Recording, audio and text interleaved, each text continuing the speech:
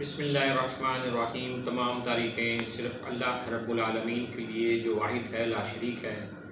لاکھوں کروڑوں درود و سلام نبی کریم صلی اللہ علیہ وآلہ وسلم پر جو رحمت للعالمین اور خاتم النبیین ہیں۔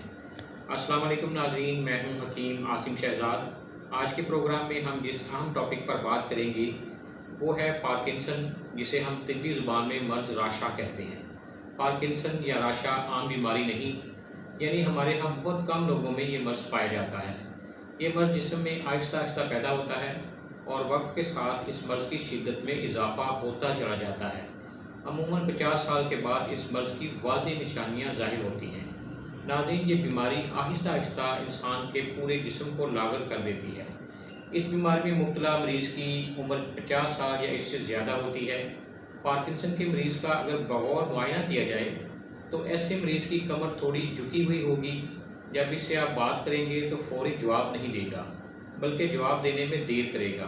مصافحہ کرنے میں دیر سے ہاتھ آگے بڑھائے گا، سلام کا جواب دینے پر دیر لگائے گا اور چلتے وقت بالکل چھوٹے چھوٹے قدم اٹھائے گا۔ ایسے مریض کے ہاتھ میں کپکپاہٹ ہوتی ہے۔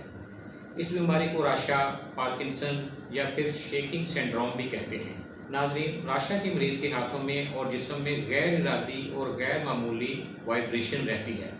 کھانا پینا، لکھنا اور دیگر کام ایسے مریض کے لیے بہت مشکل ہو جاتے ہیں۔ چلنا پھرنا اور کام کاج بہت مشکل سے کرتا ہے۔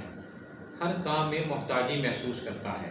اس مرض میں مبتلا مریض کے عضلات کے اندر گرمی پیدا ہو جاتی ہے اور ان کی حرکت بہت زیادہ تیز ہو جاتی ہے۔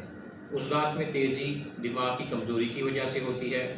یہ خشکی اور گرمی کا مرض ہے۔ اس کے علاج کے لیے دماغ اور اعصاب کو طاقت دیں، یعنی ہم غدد اور اعصاب کو تیز کر دیں تو مرض راشا یعنی پارکنسن سے نجات مل سکتی ہے۔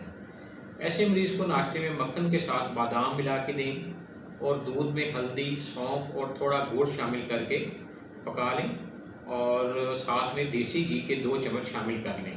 صبح، دوپہر اور شام ایک ایک کپ مریض کو دیں اور سبزیوں میں کدو، توری، ٹینڈے، میٹھا اور مولی جو ہے یہ پتوں سمیت کالی مرچ اور دیسی گھی میں پکا کر دیں۔ کبھی کبھار حلوہ، دودھ میں پکی ہوئی سوئیاں بھی دے سکتے ہیں۔ روٹی کم کر دیں، سالن زیادہ جو ہے وہ استعمال کریں، یعنی اگر سالن جو ہے وہ چمچ کے ساتھ کھائے تو زیادہ بہتر ہے۔ ایسے مریض کو کھٹی چیزیں اور تیزابیت پیدا کرنے والی تمام غذائیں بند کر دیں۔ ناظرین، ایسے مریض کے علاج کے لیے نسخہ بھی بتایا دیتا ہوں۔ چیزیں جو ہیں جڑی بوٹیاں استعمال ہوں گی وہ نوٹ فرما لیں۔ اسطوخودوس 6 ماشا، چھوٹی چندن 6 ماشا، دھنیا خشک 6 ماشا، سنا مکی 6 ماشا۔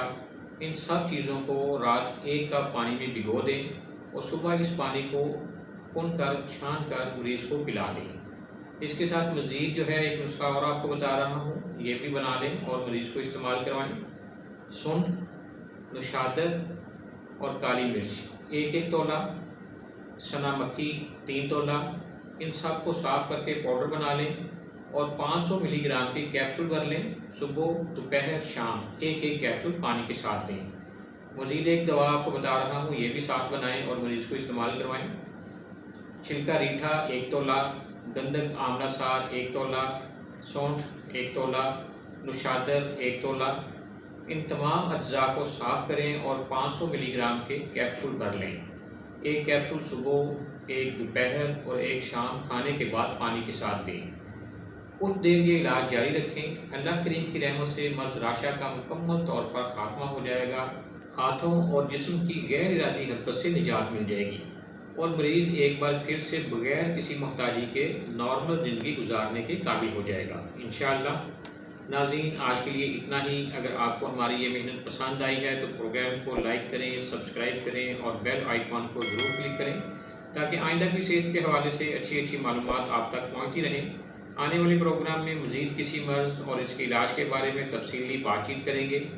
اس وقت تک کے لیے اس دعا کے ساتھ اجازت چاہوں گا کہ اللہ کریم تمام بیماروں کو شفا عطا فرمائے، آمین۔ اللہ حافظ۔